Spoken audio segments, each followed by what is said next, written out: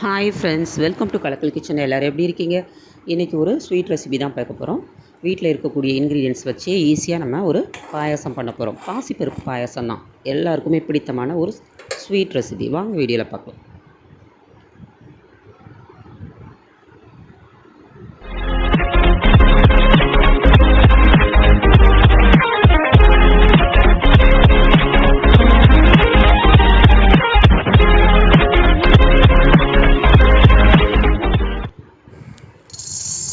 ஒரு பாசிப்பருப்பு 100 கிராம் எடுத்து நல்லா நம்ம வறுத்து எடுத்துக்க போகிறோம். கோல்டன் ப்ரௌன், அதாவது வறுக்கும் போதே நல்லா வாசம் வரும், கரிஞ்சிடக்கூடாது. நம்ம மீடியம் ஃப்ளேமில் வச்சுட்டு நல்லா ரோஸ்ட் பண்ணி எடுத்தாலே போதும். லைட்டாக வறுத்துக்கிட்டாலே போதும்.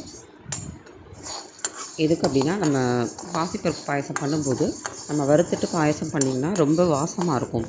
பாசிப்பருப்பு எப்போவுமே டேஸ்ட்டு கொடுக்கக்கூடியது தான். இதை நம்ம பொன்னிறமாக ரோஸ்ட் பண்ணி எடுக்கும்போது இன்னும் ஒரு ஃப்ளேவர் கொடுக்கும், வாசமாகவும் இருக்கும்.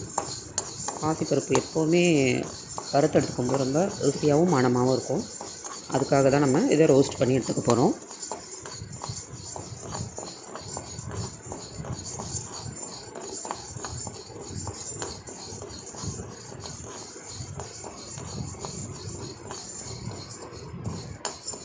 ஒரு சேர எல்லா இடத்துலையுமே கலந்து விட்டுட்டு நம்ம ரோஸ்ட் பண்ணி இதை எடுத்துக்கலாம்.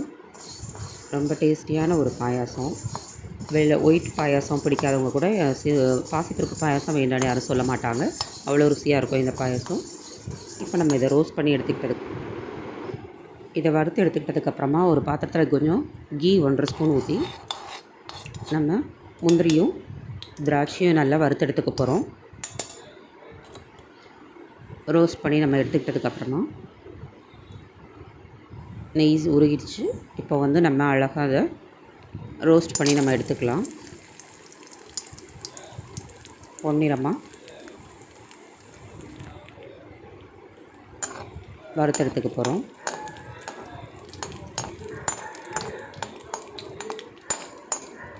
நமக்கு பாயாசத்துக்கு கிஸ்மிஸ் முந்திரி நம்ம சேர்க்குறது தான் நமக்கு ஒரு டேஸ்ட், ஒரு க்ரன்ச்சியாக இருக்கும் நல்லா ஃப்ரை பண்ணி போடும்போது. இது ரொம்ப ஈஸியான மெத்தடில் நம்ம பண்ணிடலாம். பாசிப்பருப்பு பாயசம் பார்த்திங்கன்னா, மற்ற வெள்ளை பாயசம் பிடிக்காதவங்க கூட இந்த சக்கரை பாயசம் சேர்த்து சாப்பிடும்போது ரொம்ப ருசியாக டேஸ்ட்டாகவும் இருக்கும். இப்போ நம்ம நல்லா ரோஸ்ட் ஆகிடுச்சு. இதை நம்ம அப்படியே ஒரு பவுலில் ட்ரான்ஸ்ஃபர் பண்ணி எடுத்து வச்சிடலாம். நெக்ஸ்ட்டு பார்த்திங்கன்னா, நம்ம வறுத்து வச்சுருக்கக்கூடிய பாசிப்பருப்பு கூட 1 கிளாஸ் தண்ணி சேர்த்துட்டு இதை குக்கரில் ஈஸியாக வேக வச்சு எடுத்துக்க போகிறோம். நல்லா பூ மாதிரி வந்துடும். இப்போ பாருங்கள், சூப்பராக வந்துடுச்சு. இது கூட ஒரு 1/2 ஸ்பூன் கீ சேர்த்துட்டு நல்லா மசிச்சு விடுங்க. ஸ்பூனை வச்சு அப்படி லைட்டாக கலந்து விட்டிங்கனாலே நல்லா சூப்பராக உடஞ்சி வந்துடும். இது கூட நான் வெல்லம் சேர்த்துருக்கேன். 100 கிராம் பருப்புக்கு ஒரு 1/2 கப் வெல்லம் சேர்த்தாலே போதும். சக்கரை அதிகமாக சாப்பிட்டிங்கன்னா அதிகமாக சேர்த்துக்கோங்க. இப்போ வெல்லம் நல்லா கரைஞ்சி வந்துடுச்சு. கொஞ்சம் கொதிக்க விட்டாலே வெல்லம் நமக்கு நல்லா கலந்து வந்துடுச்சு. இது கூட பசும் பால் வச்சுருந்திங்கன்னா அது சேர்த்துக்கலாம். இல்லைனா தேங்காய் பால் சேர்த்திங்கன்னா கூட ரொம்ப ருசியாக இருக்கும். தேங்காய் பால் இல்லாதவங்க பசும்பால் சேர்த்துக்கோங்க. ஒரு 50 கிராம் பசும்பால் சேர்த்துருக்கேன். இப்போ நல்லா ஒரு சேர கலந்து விட்டுடலாம். ஒரு கொதி வந்தால் போதும். அதுக்கப்புறம் ரொம்ப கொதிக்க விட வேண்டாம். இதோட டெக்ஸ்சர் பார்த்திங்கன்னா நல்லா மிக்ஸ் ஆகி சுருண்டு வந்துடும். இது கூட கொஞ்சம் ஏலக்காய் நான் சேர்த்துட்டு நம்ம ஏற்கனவே வறுத்து வச்சுருக்கோம்ல அந்த கிஸ்மிஸ் முந்திரி அது கூட சேர்த்து நம்ம ஒரு கிளறி விடலாம். கீயோடு சேர்த்து பாருங்கள், பார்க்கவே எவ்வளோ சூப்பராக இருக்குது பாருங்கள். டேஸ்ட்டாக இப்படி கமகமன் வாசமாக இருக்குது. அந்த பால், கீ, அந்த சிறுபருப்போட வாசம். இது நல்லா ஒரு டெக்ஸ்சர் கிளறி விட்டுட்டு லாஸ்ட்டில் பார்த்திங்கன்னா ஒரு பிஞ்ச் நம்ம வாசத்துக்காக ஏலக்காய் சேர்த்து நம்ம இதை இறக்கிக்கலாம் சர்வ் பண்ணும்போது.